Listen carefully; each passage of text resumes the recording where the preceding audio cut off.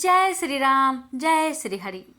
आप सभी भक्तों का स्वागत है हमारे YouTube चैनल पर। आज मैं वैशाख मास के पावन अवसर पर 5 ऐसी पुण्य कथाएं सुनाने जा रही हूँ जिसका श्रवण इस माह में करने से अद्भुत फल प्राप्त होते हैं। वैशाख मास को हिंदू धर्म में पुण्य का राजा कहा गया है। इस महीने में कथा, दान, स्नान और जप तप का विशेष महत्व होता है। जो भक्त श्रद्धा और भक्ति के साथ इन कथाओं को सुनता है उस भक्त के पूर्व जन्मों के पापों से मुक्त होता है। पितृदोष, ग्रह दोष और कलेशों का नाश होता है। घर में सुख शांति और समृद्धि आती है। पारिवारिक रिश्ते मजबूत होते हैं और जीवन में स्थिरता और उन्नति मिलती है। तो आइए भक्तों, बड़े ही श्रद्धा और प्रसन्नचित मन से इन 5 कथाओं का रसपान करते हैं। प्रेम से बोलिए जय श्री हरि, हरे कृष्णा। पीपल पथवारी की कथा। एक बुढ़िया माई थी। उसने अपनी बहू से कहा, तू दूध दही बेच के आ। वह बेचने गई तो रास्ते में औरतें पीपल पथवारी सींच रही थी। उनको सींचता देखकर बहू ने पूछा कि तुम यह क्या कर रही हो। औरतें बोली कि हम पीपल पथवारी सींच रहे हैं, इससे अन्न और धन होता है। 12 वर्ष का बिछड़ा हुआ पति मिल जाता है। बहू बोली, ऐसी बात है तो तुम पानी से सींचती हो, मैं दूध से सींचूंगी। गुजरी बहू रोजाना दूध दही बेचने नहीं जाती। वह रोजाना दूध को पीपल में और दही पथवारी में सींचती। सास दूध दही का दाम मांगती तो वह कह देती, महीना पूरा हो जाने पर लाकर दूंगी। जब महीना पूरा हो गया, पूर्णिमा के दिन बहू पीपल पथवारी के पास जाकर बैठ गई। पथवारी ने पूछा, तुम मेरे पास क्यों बैठ गई? बहू बोली कि सासू दूध दही का दाम मांगेगी। पीपल पथवारी बोली कि मेरे पास क्या दाम रखा है, ये भरा टिंडा, पान, पतूरा, इसको ले जा। बहू ने वही ले जाकर कोठरी में रख दिया और डर के मारे कपड़ा ओढ़ कर सो गई। सासू बोली, पैसे ले आई बहू। बहू बोली, कोठरी में रखे हैं। सासू ने कोठरी खोल के देखी तो देखा हीरा मोती जगमगा रहे हैं। सासू बोली, बहू इतना धन कहाँ से लाई? बहू ने आकर देखा तो सच्ची में ही धन भरा हुआ है।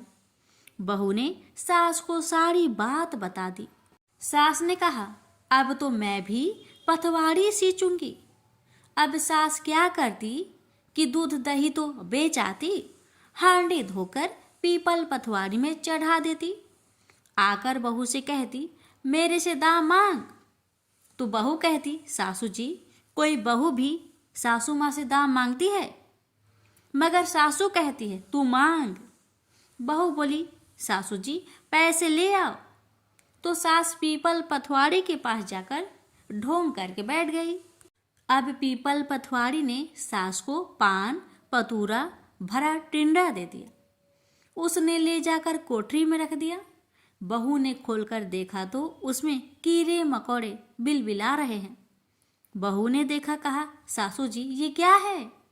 सास ने आकर देखा और बोलने लगी, पीपल पथवारी बड़ी दोगली पट पीटन है, इसको तो धन दिया और मुझको तो कीड़ा मकोड़ा दिया।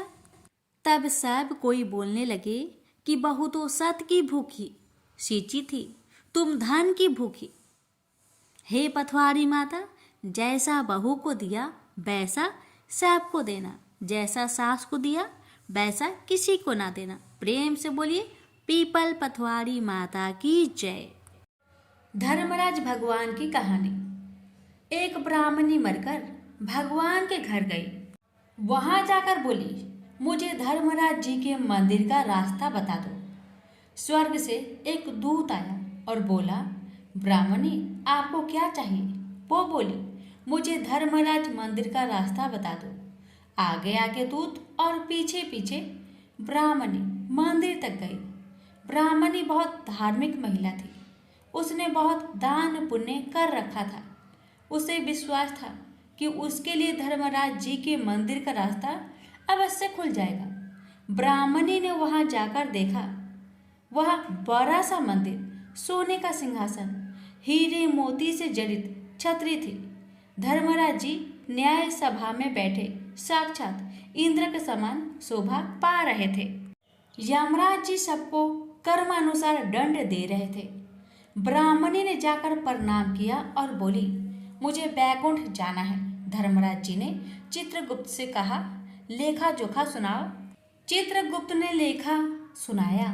सुनकर धर्मराज जी ने कहा, तुमने सब धर्म किए पर धर्मराज जी की कहानी नहीं सुनी, बैकुंठ में कैसे जाएगी? बुढ़िया बोली, धर्मराज जी की कहानी का क्या नियम है? धर्मराज जी बोले, कोई 1 साल, कोई 6 महीने, कोई 7 दिन ही सुने, पर धर्मराज जी की कहानी अवश्य सुने, फिर उसका उद्यापन कर दे। उद्यापन में काठी, छतरी, चप्पल, बाल्टी, रस्सी, टोकरी, टॉर्च, साड़ी, ब्लाउज का बेस, लोटे में शक्कर भरकर 5 बर्तन, 6 मोती, 6 मूंगा, यमराज जी की लोहे की मूर्ति, धर्मराज जी की सोने की मूर्ति, चांदी का चांद, सोने का सूरज, चांदी की साठिया ब्राह्मण को दान करें। प्रतिदिन चावल का साठिया बनाकर कहानी सुने। यह बात सुनकर ब्राह्मणी बोली, भगवान मुझे 7 दिन वापस पृथ्वी लोक पर जाने दो, मैं कहानी सुनकर वापस आ जाऊंगी। धर्मराज जी ने उसका लेखा जोखा देखकर 7 दिन के लिए पृथ्वी पर भेज दिया। ब्राह्मणी जीवित हो गई। ब्राह्मणी ने अपने परिवार वालों से कहा कि मैं 7 दिन के लिए धर्मराज जी की कहानी सुनने के लिए वापस आई हूँ। इस कथा को सुनने से बड़ा पुण्य मिलता है। उसने चावल की साठिया बनाकर परिवार के साथ 7 दिन तक धर्मराज जी की कथा सुनी। 7 दिन पूरे होने पर वापस धर्मराज जी का बुलावा आया और ब्राह्मणी को बैकुंठ में श्री हरि के चरणों में स्थान मिला। प्रेम से बोलिए धर्मराज भगवान की जय। 9 ग्रहों की कथा। किसी गांव में 2 भाई बहन रहते थे। एक बार भाई अपनी बहन से मिलने जा रहा था। रास्ते में एक सांप बैठा था जो भाई को डसने को तैयार था। भाई ने सांप से विनती की, तू मुझे मत डस, क्योंकि मैं अपनी माँ का इकलौता बेटा हूँ और अपनी बहन का भी एक ही भाई हूँ। सांप नहीं माना। उसने कहा कि तेरी 9 ग्रह की दशा चल रही है, मैं तुझे डसूंगा ही। भाई बोला, ठीक है, मुझे डसना ही है तो डस लेना, लेकिन मुझे अपनी बहन से मिलकर आने दे। सांप फिर बोला कि क्या पता तू इस रास्ते से आए कि ना आए, इसलिए मुझे तो अभी डसने दो।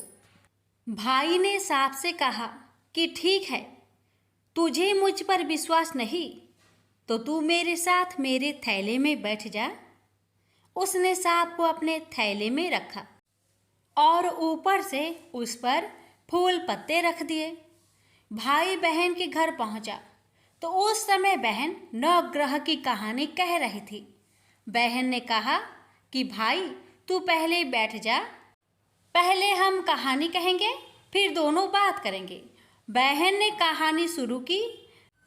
जीव की, जानवर की, हाथी की, घोड़े की, भाई बहन की, घर के धनी की, लड़की के जमाई की, देवरानी की, जेठानी की, सास की, ससुर की, संग की, सहेलियों की, सबके 9 ग्रह साथ हो जाओ।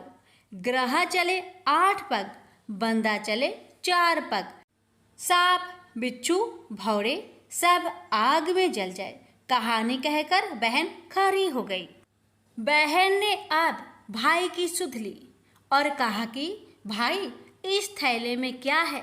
भाई बोला, बहन कुछ नहीं लाया हूँ। लेकिन बहन ने जबरदस्ती थैला छीन लिया और जब खोला तो उसमें रखे बेल पत्ते व फूल, केले, संतरे बन गए और जो सांप रखा था वह हार बन गया।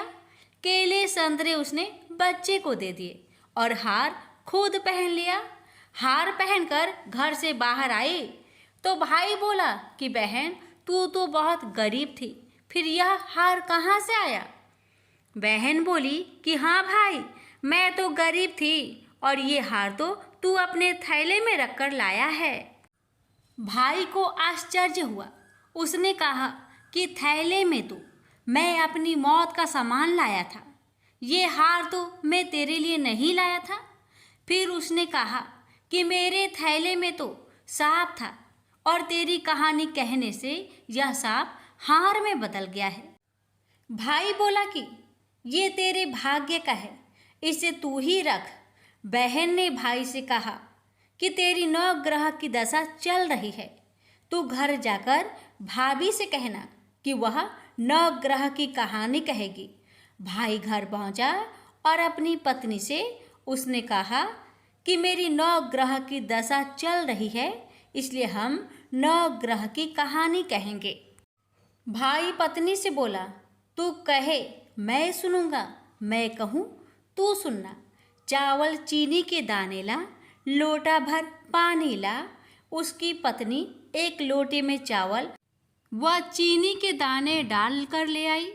कहानी कही, जीव की, जानवर की, हाथी की, घोड़े की, कुत्ते की, बिल्ली की, देवरानी की, जेठानी की, सास की, ससुर की, घर के धनी की, बहन की, भाई की, सबके नौ ग्रह शांत हो जाए। ग्रह चले 8 पग, बंधा चले 4 पग, सांप, बिच्छू, भौरे सब आग में जल जाए।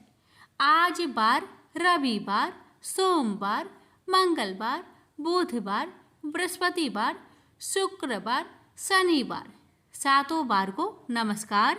धरती माता को नमस्कार, 9 ग्रहों को नमस्कार। जैसे 9 ग्रहों की दशा बहन की, भाई की उतारी, ऐसी सबकी उतारना। प्रेम से बोलिए, 9 ग्रहों के देवी देवता की जय। एक बार की बात है, शिव जी के दर्शन के लिए दुर्वासा ऋषि अपने शिष्यों के साथ कैलाश जा रहे थे। मार्ग में उन्हें देवराज इंद्र मिले। इंद्र ने दुर्वासा ऋषि और उनके शिष्य को भक्ति पूर्वक प्रणाम किया। तब दुर्वासा ने इंद्र को आशीर्वाद देकर विष्णु भगवान का पारिजात पुष्प प्रदान किया। इंद्र आसन के गर्भ से चूर इंद्र ने उस पुष्प को अपने ऐरावत हाथी के मस्तक पर रख दिया। उस पुष्प का स्पर्श होते ही ऐरावत सहसा विष्णु भगवान के समान तेजस्वी हो गया। उसने इंद्र का परित्याग कर दिया और उस दिव्य पुष्प को कुचलते हुए वन की ओर चला गया। इंद्र द्वारा भगवान विष्णु के पुष्प का तिरस्कार होते देखकर दुर्वासा ऋषि के क्रोध की सीमा न रही। उन्होंने देवराज इंद्र को श्री लक्ष्मी से हीन हो जाने का श्राप दे दिया। दुर्वासा मुनि के श्राप के फलस्वरूप लक्ष्मी उसी क्षण स्वर्ग लोक को छोड़कर अदृश्य हो गई। लक्ष्मी के चले जाने से इंद्र आदि देवता निर्बल और श्रीहीन हो गए। उनका वैभव लुप्त हो गया। इंद्र को बलहीन जानकर दैत्यों ने स्वर्ग पर आक्रमण कर दिया और देवगण को पराजित करके स्वर्ग के राज्य पर अपनी परचम पहरा दिया। तब इंद्र ने देवगुरु बृहस्पति और अन्य देवताओं के साथ ब्रह्मा जी की सभा में उपस्थित हुए। तब ब्रह्मा जी बोले, देवेंद्र, भगवान विष्णु के भोग रूपी पुष्प का अपमान करने के कारण रुष्ट होकर भगवती लक्ष्मी तुम्हारे पास से चली गई है। उन्हें पुनः प्रसन्न करने के लिए तुम भगवान नारायण की कृपा दृष्टि प्राप्त करो। उनके आशीर्वाद से तुम्हें खोया वैभव पुनः मिल जाएगा।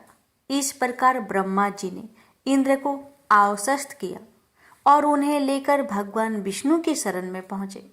वहां पर ब्रह्मा भगवान विष्णु भगवती लक्ष्मी के साथ विराजमान थे।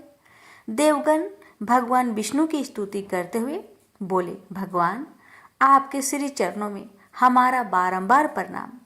भगवान, हम सब जिस उद्देश्य से आपकी शरण में आए हैं, कृपा करके आप उसे पूरा कीजिए। दुर्वासा ऋषि के श्राप के कारण माता लक्ष्मी हमसे रूठ गई है और दैत्य ने हमें पराजित कर स्वर्ग पर अधिकार कर लिया है। अब हम आपकी शरण में हैं, हमारी रक्षा कीजिए। भगवान विष्णु त्रिकालदर्शी हैं। वे पल भर में ही देवताओं के मन की बात जान गए। तब वे देवगन से बोले, देवगन मेरी बात ध्यानपूर्वक सुने, क्योंकि केवल यही तुम्हारे कल्याण का उपाय है। दैत्यों पर इस समय काल की विशेष कृपा है, इसलिए जब तक तुम्हारे उत्कर्ष और दैत्यों के पतन का समय नहीं आता तब तक तुम उनसे संधि कर लो। क्षीर सागर के गर्भ में अनेक दिव्य पदार्थों के साथ साथ अमृत भी छिपा है। उसे पीने वाले के सामने मृत्यु भी पराजित हो जाती है। इसके लिए तुम्हें समुद्र मंथन करना होगा। यह कार्य अत्यंत दुष्कर है, अतः इस कार्य में दैत्यों से सहायता लो। कूटनीति भी यही कहती है कि आवश्यकता पड़ने पर शत्रुओं को भी मित्र बना लेना चाहिए। तत्पश्चात अमृत पीकर अमर हो जाओ, तब दुष्ट दैत्य भी तुम्हारा अहित नहीं कर सकेंगे। देवगन वे जो शर्त रखे उसे स्वीकार कर ले। यह बात याद रखे कि शांति से सभी कार्य बन जाते हैं, क्रोध करने से कुछ नहीं होता। भगवान विष्णु के परामर्श के अनुसार इंद्र आदि देवगण दैत्यराज बलि के पास संधि का प्रस्ताव लेकर गए और उन्हें अमृत के बारे में बताकर समुद्र मंथन के लिए तैयार कर लिया। समुद्र मंथन के लिए समुद्र में मंद्राचल को स्थापित कर बासुकी नाग को रस्सी बनाया गया।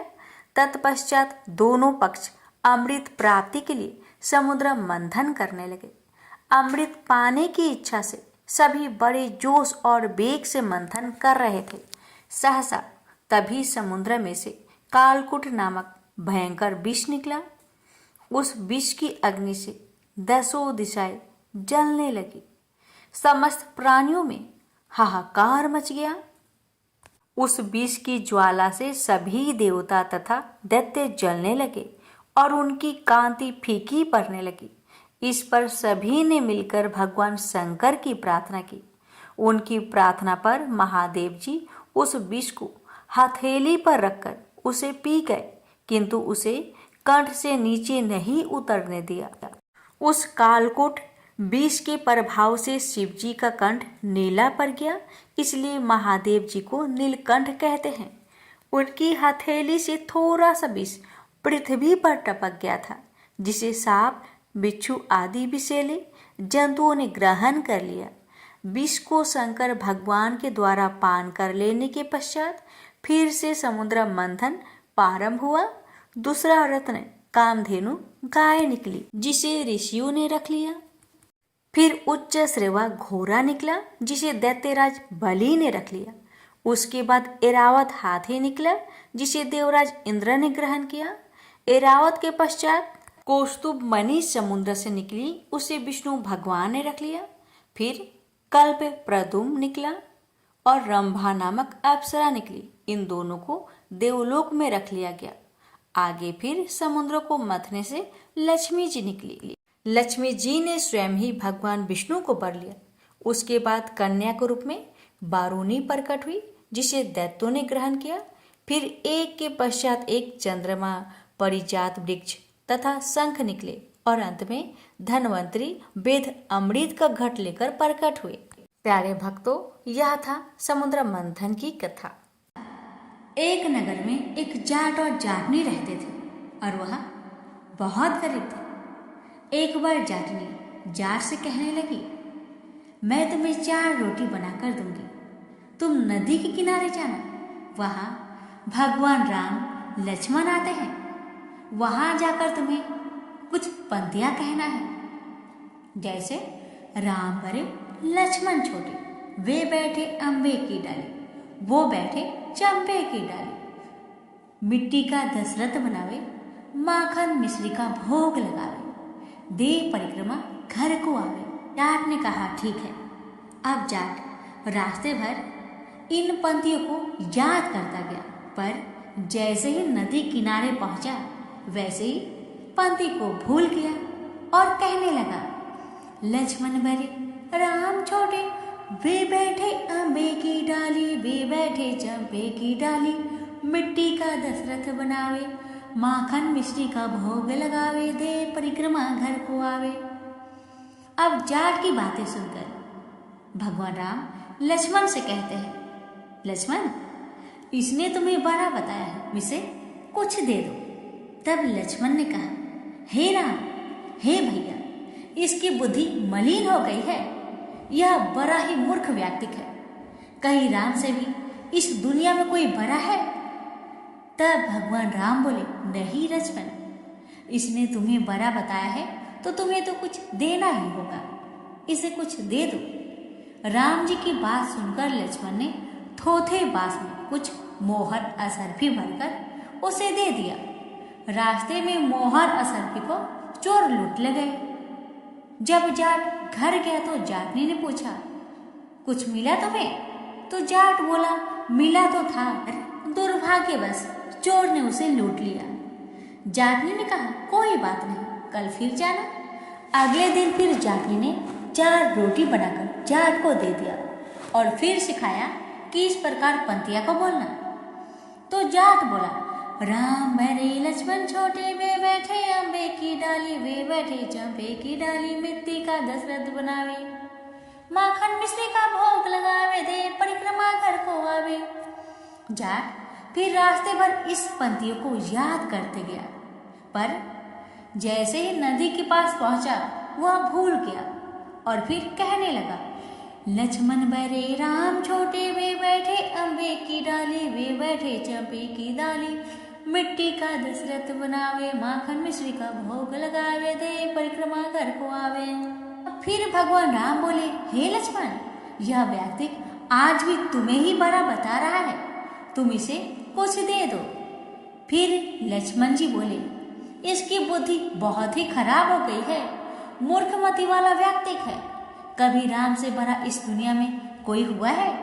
तब भगवान राम बोले कि लक्ष्मण, इसने तुम्हें बड़ा बताया है, इसलिए तुम इसे कुछ दे दो। लक्ष्मण जी ने इस बार भी जाट को सोने की ईंट दे दी। रास्ते में फिर चोरों ने उसे लूट लिया।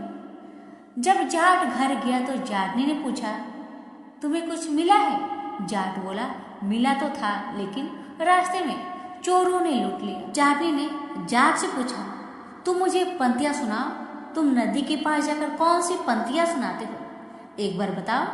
तो जाट बोला, लक्ष्मण बरे राम छोटे, वे बैठे अम्बे की डाली, वो बैठे चंपे की डाली, मिट्टी का दशरथ बनावे, माखन मिश्री का भोग लगावे, दे परिक्रमा घर को आवे। जाट के मुख से पंक्तियां सुनकर जाटनी बोली, तुम तो बड़े ही भोले हो, कहीं राम से बड़ा इस दुनिया में कोई हुआ है? अब कल फिर जाना, अब इस बार ठीक ठीक बोलना। अगले दिन जाट फिर गया और उसने आज ठीक से पंक्तियां बोली। अम्बरे लक्ष्मण छोटे, वे बैठे अम्बे की डाली, वे बैठे चंपे की डाली, मिट्टी का दशरथ बनावे, माखन मिश्री का भोग लगावे, दे परिक्रमा घर को आवे।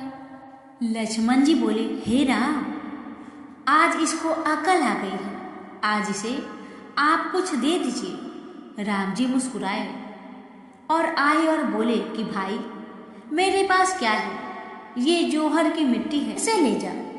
यह कहकर अपने हाथ से थोड़ी सी मिट्टी की डली जाट को दे दिया। जाट बड़बड़ा कर जाने लगा कि आज मेरी पत्नी ने मुझे उल्टी सीख दी है, रोज सोना चांदी मिलता था, आज मिट्टी की डली मिली है। मिट्टी लेकर वह घर की ओर चल दिया। बीच रास्ते में फिर से चोर मिले और उन्होंने मिट्टी देखी तो मिट्टी देखकर कुछ नहीं बोले। अब जाट घर पहुंचा तो जाटनी से पूछा कि कुछ मिला? जाट बोला, हाँ मिला तो है, मेरी उल्टी सीख के कारण आज मिट्टी की डली मिली है। जाटनी बोली, कोई बात नहीं, आज कुछ तो लेकर आए हो, बाकी दिन तो खाली हाथ ही आते थे। मिट्टी की डली कुछ तो काम आएगी, इसे मैं चूल्हा लीप सकती हूँ, घर का आंगन लीप सकती हूँ। मिट्टी की डली लेकर तुलसी जी के पास रखकर रात को सो गई। जैसे वह सवेरे उठती है तो क्या देखती है कि तुलसी माता के पास हीरे मोती जगमगा रहे थे। अब जाट समझा कि ये भगवान राम ही है, जिन्होंने मिट्टी को हाथ लगाया तो वह सोना बन गया। तो प्रेम से बोलिए, सिया रामचंद्र की जय। भगवान, जैसे आपने जाट जाटनी के दुख को दूर किया, वैसे आपकी कथा कहने वाले, सुनने वाले, हुक्कार भरने वाले सभी की मनोकामना को पूर्ण करना, सभी की कष्टों को दूर करना। प्रेम से बोलिए सिया रामचंद्र की जय।